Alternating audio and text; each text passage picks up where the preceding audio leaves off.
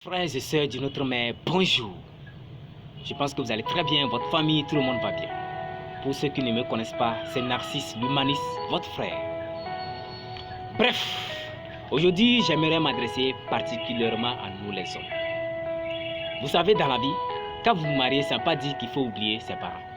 Ça ne veut pas dire qu'il faut abandonner ses parents. Ça ne veut pas dire qu'il faut négliger ses petits frères, ses petites sœurs, surtout s'ils dépendaient principalement de vous. C'est vraiment triste de voir combien de fois nous les hommes on réagit par rapport aux femmes. Vous savez, les femmes n'oublient jamais chez elles.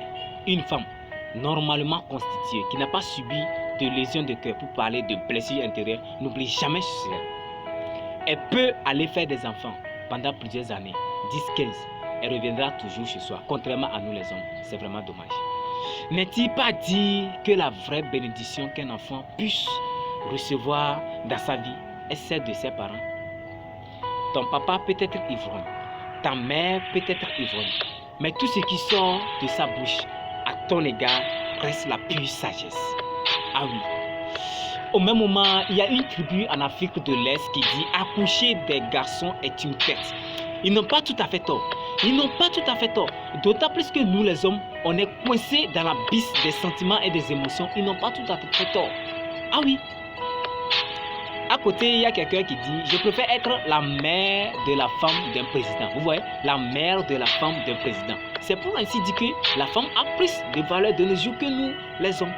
Quand une femme réussit dans sa vie, regardez dans sa famille, vous allez voir. La majorité des personnes réussissent également.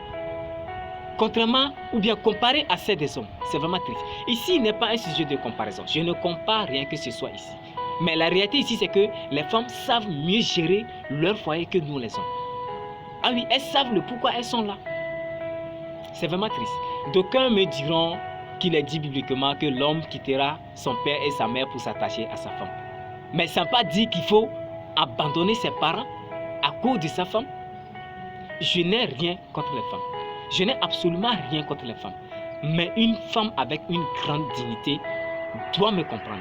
Elle doit dire à son mari, chérie, il est temps, prends tes enfants, amène-les voir tes parents pour que ces enfants puissent avoir une liaison avec leur grand-père ou bien leur grand-mère. Autant il est important pour toi de m'amener de temps en temps voir mes parents, autant il est important également que nous allions voir tes parents également. C'est ça la maturité de la femme. Ah oui, c'est vraiment triste, c'est vraiment dommage. Regardez, prenons un autre exemple parmi des milliers. Quand votre grand-mère ou bien votre belle-mère tombe malade, regardez comment est-ce que vous agissez. On court par ici, par là, pas possible. Maman, vous avez besoin de ceci. Maman, vous avez... Maman. Contrairement à votre mère, si elle tombe malade, quelle est votre réaction avec elle? C'est vraiment bizarre. Regarde, prenons conscience. Prenons conscience. Je pense que chacun en tirera quelque chose. Et vous savez comment est-ce que ça se passe. Vous n'avez qu'à liker la vidéo si elle vous a plu, pour ne pas rater les prochaines séances. Surtout, sur ce, que Dieu nous aide, nous les hommes.